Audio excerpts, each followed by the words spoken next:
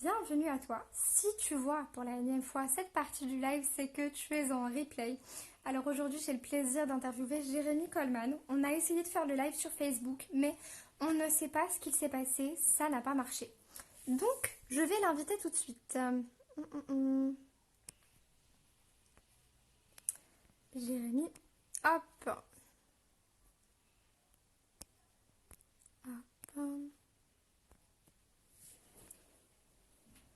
Non, il faut pas que je bouge, je vais pas me mettre à danser parce que sinon le téléphone va tomber.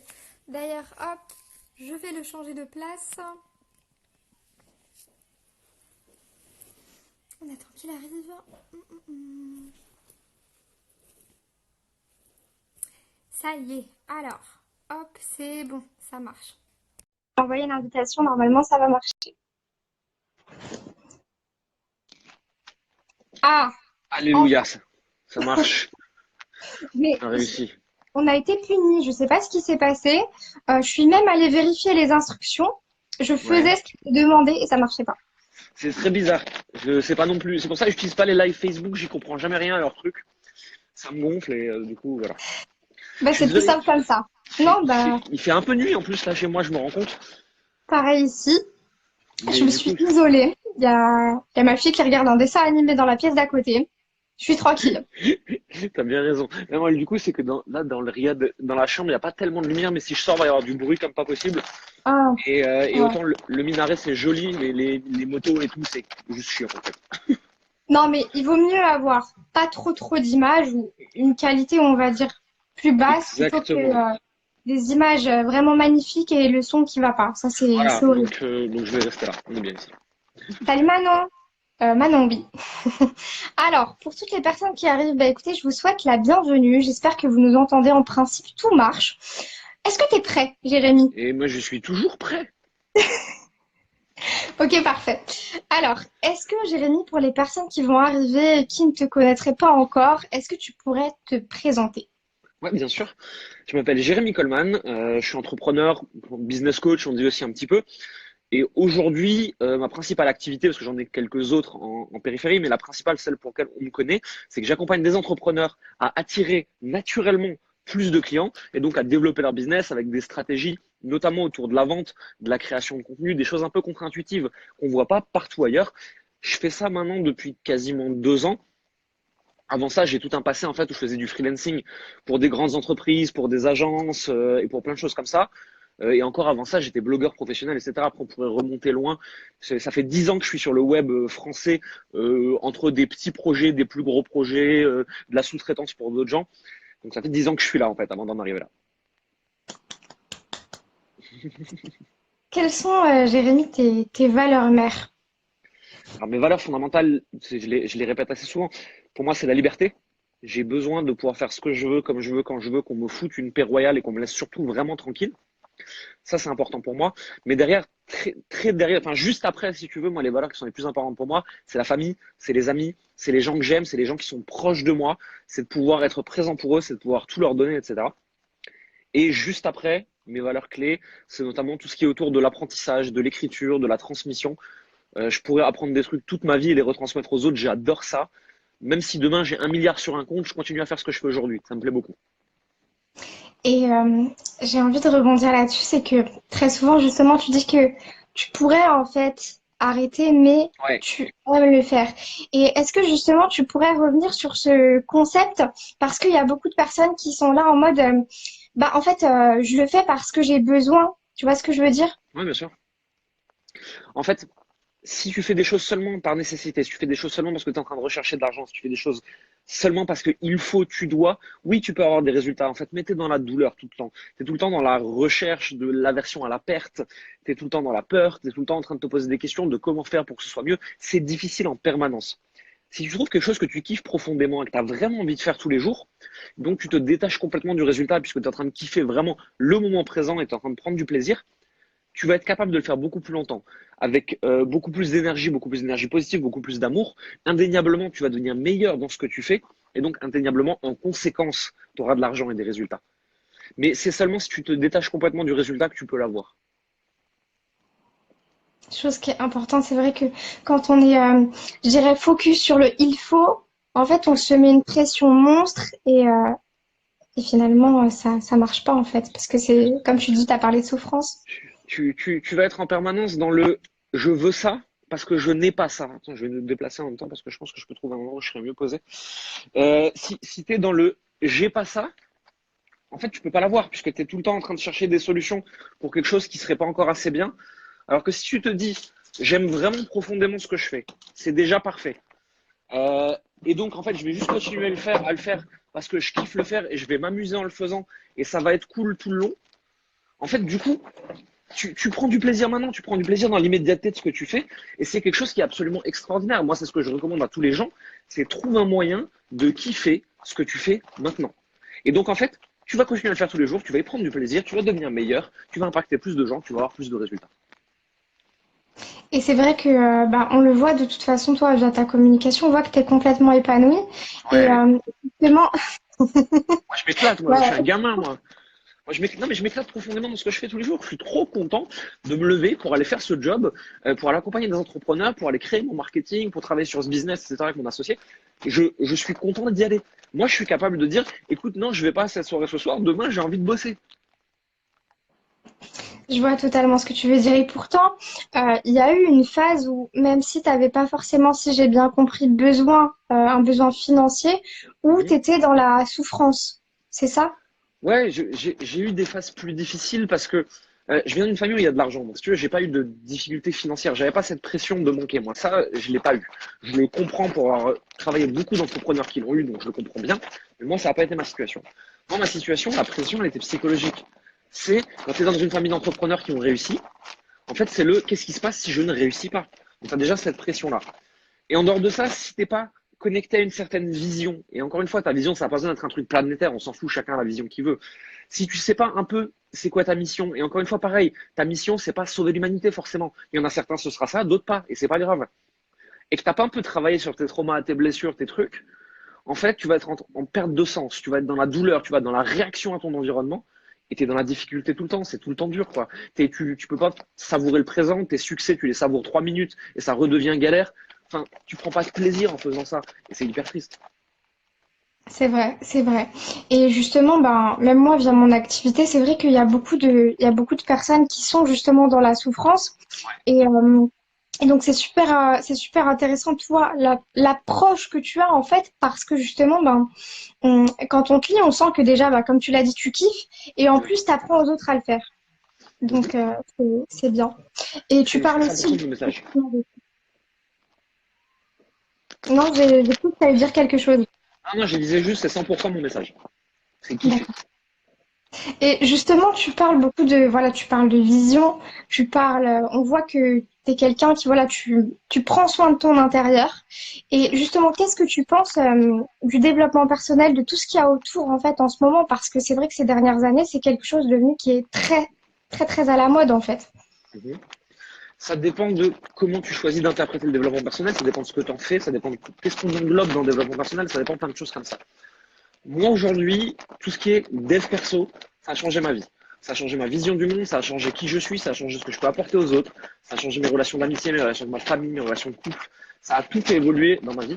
Et ça a été la base de ce que je suis aujourd'hui. Donc, si tu veux, moi, je peux que avoir une immense gratitude d'être tombé sur ces bouquins il y a maintenant quasiment 10 ans. Maintenant, C'était quoi ça? aujourd'hui, le premier livre que j'ai lu, c'était Pouvoir illimité de Tony Robbins. Et je peux que avoir de la gratitude pour toute cette partie de ma vie. Maintenant, aujourd'hui, effectivement, il y a des fois un excès de développement personnel. Et il y a des gens qui oublient également d'être dans l'action. Et qui oublient que travailler sur soi, travailler sur soi, travailler sur soi, si tu n'en fais rien, ça sert à rien. C'est très bien, tu vas devenir une espèce d'illuminé, tu vas te couper du monde, tu vas te couper des autres. Bien souvent, j'ai vu des gens, et j'ai été dans ce cas-là aussi, hein, où tu te sers d'excuses pour juger le monde extérieur. Genre, non, mais ils sont pas self-develop. Ouais, non, en fait, c'est juste que si toi, tu es dans cette remarque-là, c'est que toi, tu l'es pas assez, justement. Et Non, faut pas se couper mais- du monde, en fait. C'est vrai parce que souvent, et même pas que dans le développement personnel, en tout cas c'est quelque chose que j'ai expérimenté. Et quand on connaît quelque chose, que ce soit un côté religieux ou spirituel ou même développement personnel, tout ça, on a tendance justement à tellement vouloir être parfait que comme tu dis, on a tendance à s'isoler des autres et Mhm. finalement on n'est pas tellement...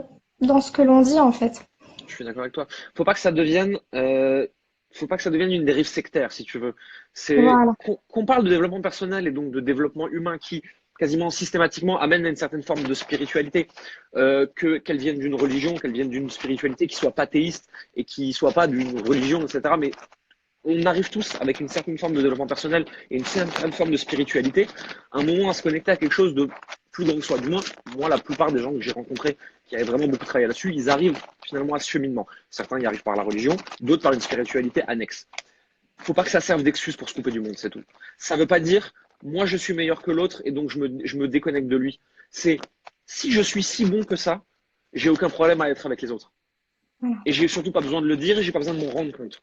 Si tu te dis, ah, je suis tellement développé, donc j'ai du mal à être avec lui, c'est que t'es pas développé du tout, en fait.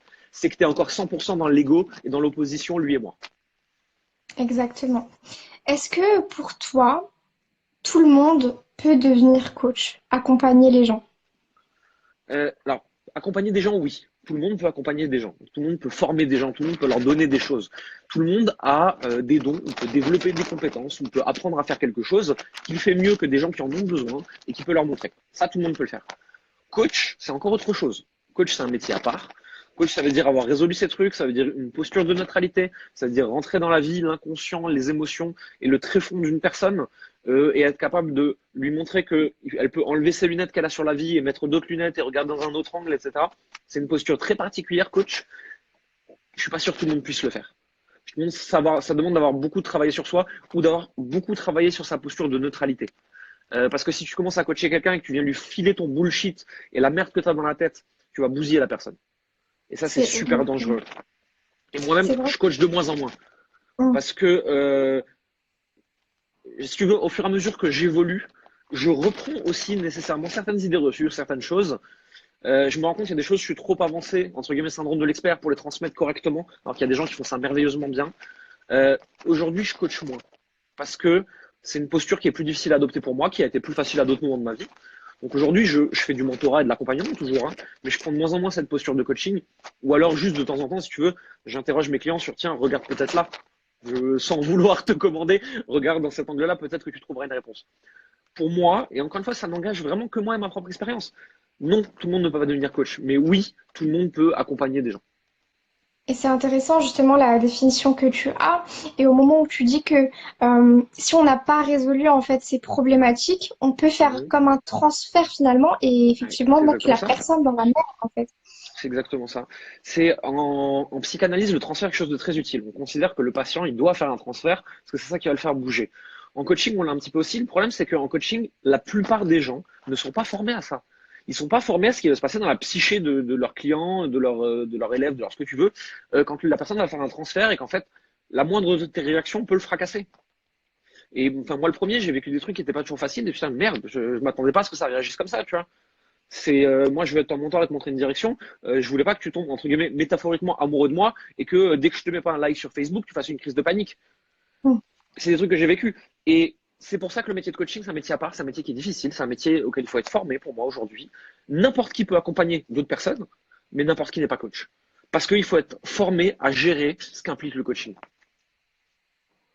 Merci pour ta définition. Et justement, donc tu parles de voilà de développement, tu parles de vision comme je te le disais tout à l'heure. Ouais. Est-ce que justement c'est quelque chose que tu as connu après t'être lancé dans l'entrepreneuriat et si oui, quel était le avant en fait? Pendant des années, moi, toutes ces notions de vision, de mission de vie, de blessure, etc., je les connaissais pas du tout, hein. C'est-à-dire que je lisais des bouquins de dev perso, mais je savais pas trop dans quelle direction j'allais. Juste assez tôt, j'aimais vraiment profondément ce que je faisais. Et donc nécessairement, en fait, j'avais envie de le faire mieux et de le faire encore très très longtemps. Et je me suis rendu compte que plus j'étais bon et plus j'aimais ça, la conséquence c'est que il y a plus de gens qui venaient me chercher, que je recevais plus d'argent, que ma réputation agrandissait, etc. Et que donc j'avais plus de résultats et ainsi de suite. Mais pendant des années, je me disais bah ouais, je vais être le meilleur freelance en stratégie digitale possible. Je vais travailler avec des plus grosses boîtes, et puis je vais être plus payé, puis je vais continuer à jouer à ce jeu-là que j'aime beaucoup. J'avais aucune vision long terme de où je voulais aller, contrairement à aujourd'hui. C'est seulement quand je me suis intéressé au monde du coaching que moi-même j'ai été coaché. Et un jour, on m'a dit non, mais attends, si t'as pas une vision à 10 ans, de toute façon, tu vas faire du surplace. Au bout d'un moment, ça sert à rien. Bouge-toi le cul et dépasse ces trucs-là. Et quand je l'ai fait, effectivement, mes résultats, ils ont fait x10. D'accord. Et qu'est-ce que tu penses justement, tu sais, tu parles beaucoup dans ta communication du fait que il faut attirer en fait à Oui. soi finalement les prospects qualifiés, les clients. Mhm. Et justement, est-ce que tu es passé par une phase où, comme beaucoup, on va dire, comment dire ça, d'accompagnants, je dirais pas coach, ou comme tu veux, en tout cas au niveau de Mhm. la stratégie, qui vont inciter finalement leurs clients à chasser, entre guillemets, ben, les clients. Moi, ça n'a jamais été mon approche. Déjà parce que je suis nul à ça. Le démarchage à froid, je suis tout pourri pour faire ce truc-là. Je sais pas le faire correctement, j'y comprends rien. Ça me rebute. Donc, si tu veux, je sais pas le faire, j'aime pas le faire. Donc, déjà, de base, moi, si tu veux, il y avait une nécessité, il fallait que je trouve une autre solution, quoi. J'ai pas du tout envie de faire du démarchage à froid, ça me fait chier. J'aime pas quand on me le fait, j'aime pas le faire aux autres. Donc, moi, ma stratégie, ça a toujours été comment tu fais pour, de façon magnétique, attirer, donc en organique, hein, parce que moi, je fais pas de publicité, des clients que tu veux à toi.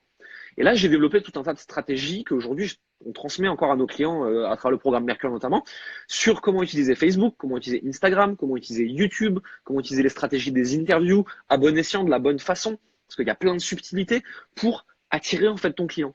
Et la première chose à faire, c'est déjà de savoir qui est ton client idéal et de le dire et de dire si tu n'es pas cette personne-là, c'est pas la peine de venir, je veux pas travailler avec toi, je t'aime mais je veux pas travailler avec toi. Et ensuite, c'est savoir qui on est et de pousser ça presque jusqu'à la caricature.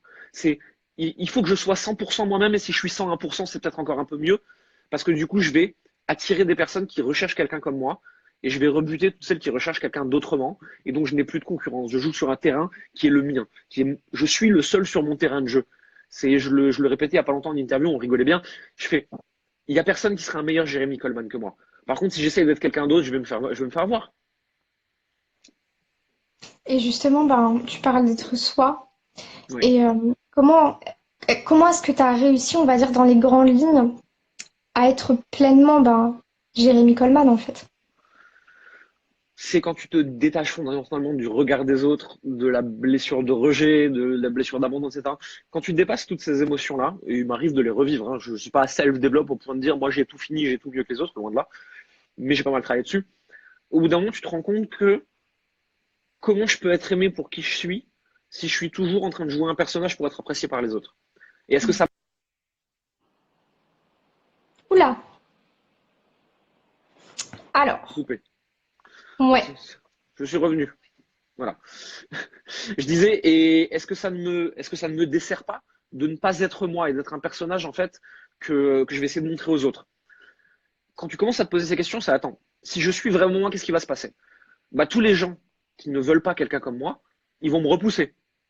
Et au début, c'est un peu difficile, ça fait mal et tout. Et en fait, tu te rends compte que c'est un cadeau. Ça veut dire que je vais être repoussé par les gens qui aiment pas vraiment ce que je suis, et je vais pouvoir du coup attirer à moi des gens qui aiment exactement ce que je suis. Et quand tu fais ça assez longtemps, tu te retrouves avec un cercle d'amis, avec des relations personnelles, des relations de couple, des relations professionnelles, de gens qui aiment profondément l'enfant qui est à l'intérieur de toi et qui tu es au plus profond de toi. Ce que toi tu voyais comme des défauts pendant des années, ils vont trouver que c'est des qualités et t'as plus à jouer un jeu, t'as plus à te forcer pour les autres. Mais pour ça, il faut déjà connaître ses valeurs, il faut savoir qui on est, il faut aller regarder au fond de soi pour se dire ok, qui je suis quand personne ne regarde en fait. Voilà, c'est vrai. Et t'en parlais d'ailleurs il y a pas longtemps dans un de tes posts. Mhm. C'est un Et tout à questionnement que l'heure, j'ai tu souvent. parlais. Ok. Alors, tout à l'heure, tu parlais justement bah, de stratégie contre-intuitive. Oui. Comment est-ce que tu as fait, on va dire, pour en arriver jusque-là? Puisque comme tu l'as dit au début, ben, tu disais que voilà, tout ce qui allait démarcher, c'était mort, c'est quelque chose que Mhm. tu n'aimes pas et que Ah non, tu j'aime n'aimes pas pas ça du qu'on tout. fasse. Et du coup, comment est-ce que tu en es arrivé là, en fait?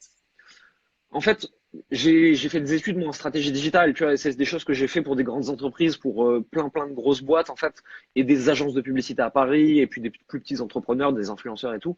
Donc je connaissais déjà un petit peu les stratégies d'influence et de persuasion sur les réseaux sociaux. Je les connaissais Mhm. déjà.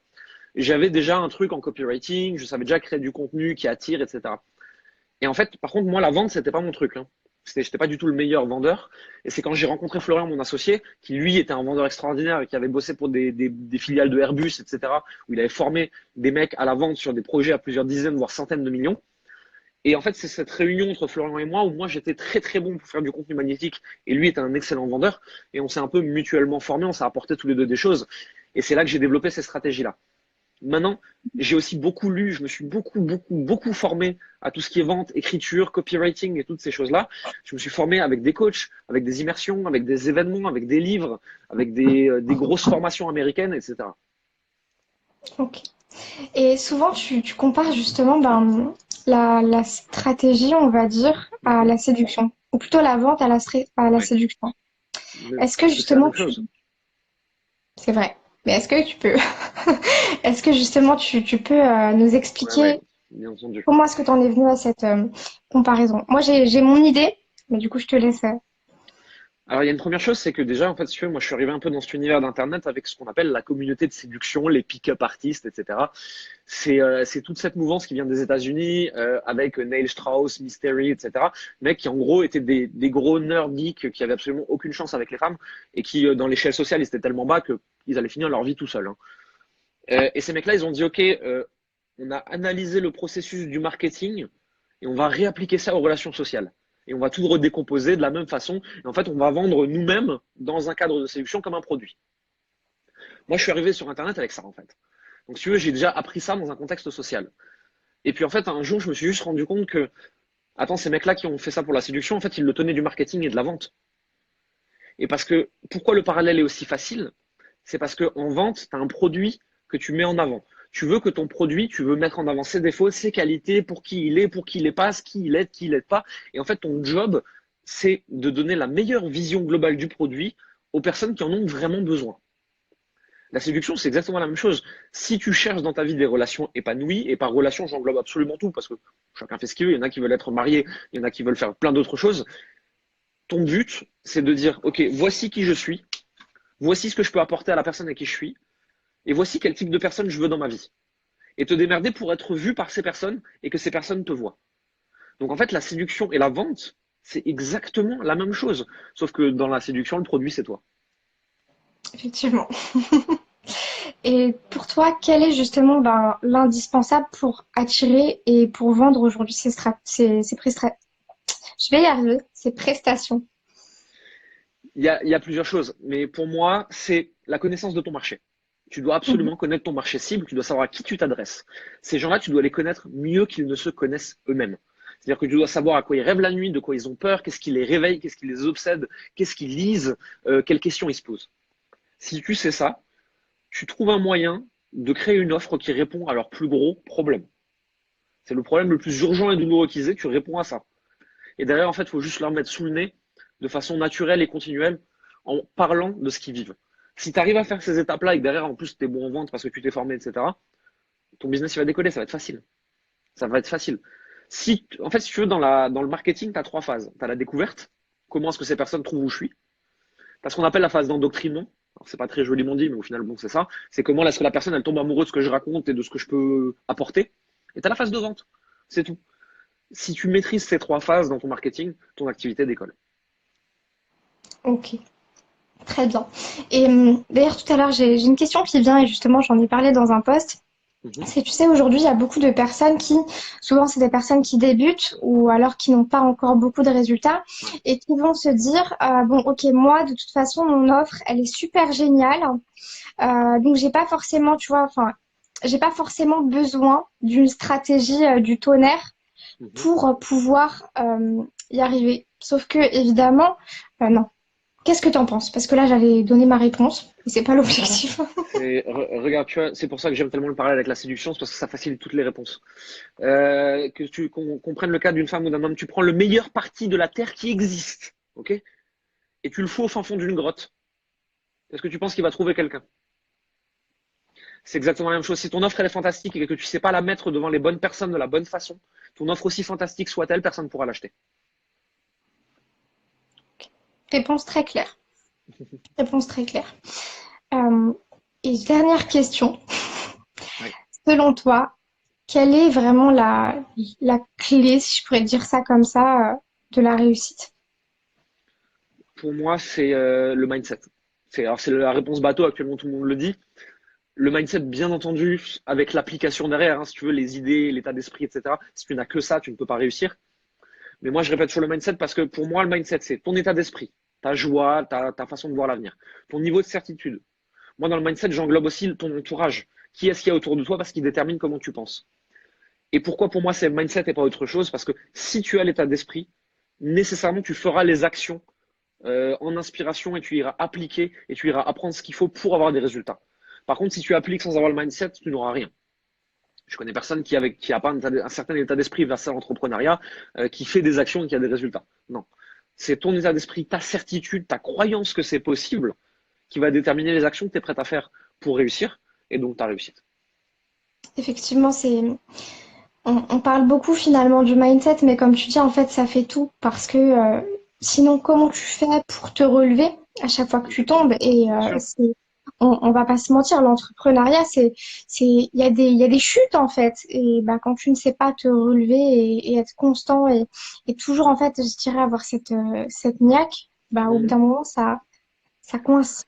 Faut aussi se rendre compte que même les entrepreneurs plus avancés, ils chutent aussi. Et c'est parce que on est capable de chuter un peu plus longtemps que les autres. J'avais lu une phrase là pas longtemps là-dessus sur Instagram, je crois que c'était, quelle est la différence entre un débutant et quelqu'un de très très et un maître, tu vois, entre guillemets. C'est que le maître a échoué plus de fois que le débutant n'a essayé. Moi, je lance quasiment des nouvelles offres toutes les semaines avec Florian. Certains, j'en parle même pas à Florian, je le fais de mon côté, de toute façon, il me soutient. On a eu sur les 2 dernières années des offres qui ont été des vrais best-sellers, qui ont fait des centaines de ventes, et qui ont fait beaucoup, beaucoup d'argent et qui ont eu beaucoup d'impact chez nos clients. On a des offres qui ont fait zéro pointé. Quand ton chiffre d'affaires est déjà élevé, et que tu as l'audience que nous on a et que tu fais zéro, tu as intérêt à avoir un mindset de te relever le lendemain et de recommencer quelque chose de différent. Parce que si tu vois ça comme un échec, c'est fini, tu ne redémarres plus jamais. Sauf que moi aujourd'hui, je vois ça comme un feedback et je me dis, ok, j'ai gagné une information, ça, ils n'en veulent pas. Et j'arrive à le prendre comme ça, tu vois. Et donc je fais, bah, ils veulent pas ça, je vais leur donner autre chose. Parce qu'au final, je peux me trouver aussi malin que je veux, aussi bon que je veux, aussi self-développe que je veux. Au final, c'est le marché qui dicte tout. Et c'est mon client idéal et c'est mon audience qui décide si je suis assez bon ou pas. Et moi, ce que j'en pense, on s'en fout en fait. C'est si personne n'achète mon offre, même si moi je la trouve absolument fantastique, c'est que c'était une offre de merde. Ou alors que j'ai pas réussi à la vendre correctement. Et j'avais vu une question que tu avais eue en commentaire qui disait pourquoi le compteur moderne a disparu. C'est précisément pour ça. Mhm. Je me faisais appeler un moment compteur moderne et c'est très bien, ça me faisait marrer. Je me prenais pour un hippie créatif, ça faisait pas de vente, tout simplement. C'est vrai que tu en as parlé et même moi je suis passée par une phase où justement j'étais persuadée que ce que je proposais c'était le truc et finalement bah non. S'il y a personne qui achète, ça veut dire que non, désolé, tu te trompes en fait. Oui, Donc c'est important quand tu dis bah finalement c'est le marché, c'est ton client idéal qui décide. 100%. C'est important de le souligner. Et j'ai une question qui m'est venue, si tu me permets. Oui, Quand vas-y. tu parlais de l'entourage, du fait que toi, tu as une famille d'entrepreneurs, Hmm. la question peut paraître très, très conne, hein. Mais moi, j'ai envie de te la poser. Euh, Qu'est-ce que ça fait justement ben, de grandir, on va dire, dans un environnement où tu as une famille qui est déjà en fait dans le domaine de l'entrepreneuriat, même si l'entrepreneuriat est quelque C'est chose de vaste. c'est pas simple. C'est pas simple tout simplement parce que moi, si tu veux, je peux te raconter une anecdote, hein. Quand je faisais encore du freelancing, un de mes premiers gros contrats, c'était un client qui avait signé pour 1 500 € par mois sur 6 8 mois, un truc comme ça. Donc c'était un contrat 10 15K. Et puis moi je sautille sur place, je suis trop content et tout. C'était un client que je voulais trop signer parce que je savais que ce qu'on allait faire ensemble était trop trop cool. Euh, et je l'envoie à ma famille, genre ouais je l'ai signé, etc. Et mon père il m'a répondu c'est bien, encore 50 comme ça et on peut causer. D'accord. Voilà. Et voilà. Moi j'étais trop content. Il m'a dit non non c'est bien, maintenant encore 50. Hein. Donc si tu veux c'est juste que moi aujourd'hui avec ce que je fais et avec les montants avec lesquels j'arrive, les chiffres d'affaires, etc. Chez moi j'impressionne personne. Je suis entre guillemets parmi les gros dans nos univers, tu vois, de l'univers du coaching, du web, etc. Maintenant, quand tu sors de cet univers-là et que tu vas dans des gens qui ont des entreprises en dur depuis des années, des gens qui sont dans l'immobilier, des gens qui sont dans l'investissement, etc., nos montants, ils les font marrer, quoi. C'est tout. Donc, c'est une autre pression. Ça amène d'autres choses. Maintenant, je suis aussi entouré dans ma vie personnelle d'entrepreneurs. Mes amis sont quasiment tous entrepreneurs, ou au moins ils comprennent l'entrepreneuriat et donc ils peuvent le soutenir, etc. Et ça, c'est merveilleux, par contre. Parce que je peux avoir à 7 heures du matin avec le café ou à 22 heures avec un verre de vin des conversations autour du business, autour du marketing, autour de comment on gère la relation avec nos clients. Des gens qui sont plus avancés que moi, des fois, qui vont pouvoir me dire, non, mais attends, Jérémy, tu verras, à l'étape d'après, tu vas devoir relever ce défi-là, il est intéressant, mais fais gaffe parce que ça, euh, c'est merveilleux de pouvoir vivre en communauté toutes ces émotions Quand tu es isolé et que tu es entrepreneur, je trouve ça très difficile. C'est vrai. Et c'est important d'avoir justement, bah, comme tu le disais, plutôt d'être entouré de personnes qui sont où là, où on veut aller en fait. Parce que justement, bah, comme tu le disais, quand tu as quelqu'un qui te dit, ah, tu vas arriver à ce niveau-là, et attention à ça, c'est super important. Et même, je dirais, dans les moments de coup de mou, entre guillemets, ou même quand tout va bien, c'est super Mhm. important finalement d'être entouré de personnes qui ont les mêmes objectifs, qui ont au moins les mêmes valeurs et qui connaissent ce qu'on vit en fait, ce qu'on vise. Complètement. Mais c'est surtout, en fait, il y a un moment, tu as besoin de t'entourer de personnes, soit qui l'ont déjà, soit qui croient aussi fort que toi ce que c'est possible. Si par exemple, moi je veux atteindre, je sais pas, on va donner un truc un peu élevé pour comme ça on traumatise tout le monde. Imaginons que je veuille faire 1 milliard. Si je suis entouré de gens qui, dans leur tête, sont persuadés que 10 millions c'est le maximum. Et ces gens-là, tous les jours de ma vie, vont me dire, ouais, ok, mais bon, c'est quand même très dur, je suis pas sûr que tu puisses le faire. Et j'ai 10, 20, 30 personnes qui vont me répéter ça tous les jours de ma vie pendant des années. Est-ce que tu penses que j'ai une seule chance d'y arriver? Non. Tu conditionnes ton inconscient au fait que c'est pas possible et au fait que c'est difficile. Alors que si je suis entouré de mecs qui pèsent 100 milliards et qui me disent, oh, ça va, 1 milliard, c'est bon, je l'ai fait en dormant hier, c'est facile, arrête de faire l'enfant, hein. Bah, je vais trouver ça facile et je vais me conditionner à ce que ce soit facile. Je vais apprendre à regarder avec leurs lunettes à eux le monde. Et donc, leurs lunettes qui trouvent ça facile. Et donc, je vais le faire. Il faut t'entourer de gens qui ont les mêmes objectifs que toi et qui trouvent que ça va être trop cool de les atteindre et que c'est très possible de les atteindre. Si les gens y croient que c'est pas possible, tu n'y arriveras pas. Tu as besoin de croire en ton rêve, en ton objectif pour l'atteindre. C'est vrai. Et si tu me permets, ça me rappelle justement, bah, moi, une anecdote, c'est quand j'ai annoncé, en fait, que justement, j'allais me lancer, entre guillemets, dans tout ce qui est accompagnement. Et en Mhm. fait, je me rappelle que j'étais avec deux personnes et la première était super enthousiaste et la deuxième était en mode, non, non, mais ça, c'est un monde d'hommes, tu n'as pas les épaules. Et, et, et heureusement, je m'en suis servi comme un tremplin. Mais c'est vrai que si on te répète ça tous les jours, il y a un moment où ça va t'épuiser en fait, ça va te Mhm. fatiguer et ça va te ralentir et comme tu dis, même te bloquer en fait. Mhm. Mais écoute, merci de ne pas avoir écouté cette personne parce que je trouve qu'il n'y a pas assez de femmes qui font ces métiers-là, du web, de l'entrepreneuriat, du business en ligne, etc. Je le disais il n'y a pas longtemps en interview à Elise, je veux plus de femmes, s'il vous plaît. J'en peux plus de cet excès de testostérone. Je sais pas comment moi je peux insuffler ça, puisque si tu veux, moi je suis un homme, donc c'est facile à dire. Mais il faut plus de femmes qui fassent ça, il faut plus de femmes qui réussissent de ouf et qui en inspirent d'autres, etc. Ça manque cruellement à nos univers. Et c'est pour ça que j'ai lancé justement l'émission La Voix des femmes. C'est pour donner la voix justement à des femmes entrepreneurs qui ont réussi, pour Mhm. insuffler justement cette envie, cette motivation de se lancer en fait et de C'est continuer. génial, c'est génial, c'est ce qu'il faut. Il faut motiver. C'est aussi ça la beauté de nos métiers, si tu veux, en dehors de ouais, je suis indépendant, je gagne de l'argent, je peux voyager, etc. C'est aussi, j'ai une audience et je vais pouvoir, moi, en développant mon truc à moi, je vais pouvoir inspirer des gens. Et moi, quand il y a des gens qui me disent, ouais, je te suis juste en fantôme depuis des plombes, mais voir que toi tu le fais, la façon que tu l'as fait, ça m'a inspiré et moi aujourd'hui je me lance, moi j'ai envie de pleurer, c'est trop cool. J'ai reçu un message exactement comme ça il y a quelques jours d'une personne, je pensais qu'elle me suivait depuis une semaine et elle m'envoie un message et elle me dit, écoute, ça fait plusieurs années que je te suis et depuis, sans que tu m'aies coaché encore, j'ai fait ça, ça, ça, ça. C'est Et génial, j'étais comme ça devant le message.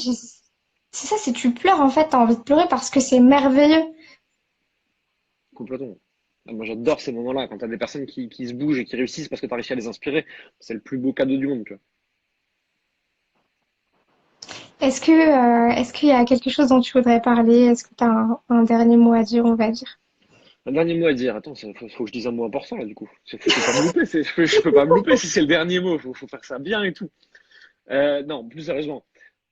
Je finis toujours un peu de la même façon, tu vois. C'est que les personnes qui nous écoutent et qui nous regardent, euh, il faut croire en soi. Alors, il faut. On se comprend. Euh, Essayer d'être soi le plus possible. Je sais que c'est un chemin difficile. Je sais qu'il fait peur ce chemin. J'y suis passé et j'y passe encore très régulièrement. C'est seulement en acceptant ses émotions, en faisant preuve de vulnérabilité, et en avançant avec ses blessures, avec ses peurs, avec ses douleurs, vers quelque chose de plus grand, que tu peux inspirer les autres. Et si tu es capable d'inspirer les autres, tu vas réussir à faire décoller ton entreprise et à faire plus de choses. Et pour les personnes qui ne sont pas encore lancées, qu'elles se lancent Il n'y a pas de vrai échec. Je comprends que ça fasse peur. Réussir comme échouer, ça fait peur. Mais lancez-vous, c'est une aventure absolument formidable. C'est absolument merveilleux. Et même si vous vous plantez, il se passe rien de grave. Personne ne va mourir. Donc lancez-vous. Bah, c'était un plaisir de faire cette interview avec toi. De toute Plaisir façon, partagé. merci. Je vais télécharger le live et il sera même Mhm. en replay sur YouTube. Donc, Super. c'était un plaisir. J'ai Tu vraiment me, beaucoup. tu me l'enverras et moi je le partagerai comme ça aussi à tout le monde parce que il faut que plus de gens voient ça. Ben écoute, je te souhaite une très très bonne soirée. C'était Bah écoute, vraiment, à toi aussi, pas que je le dis, mais c'était vraiment un plaisir. Voilà, merci Jérémy pour ce que plaisir tu inspires partagé. à tout le monde. Merci à toi. Et au revoir à tous ceux qui nous regardaient. Bye. Bye.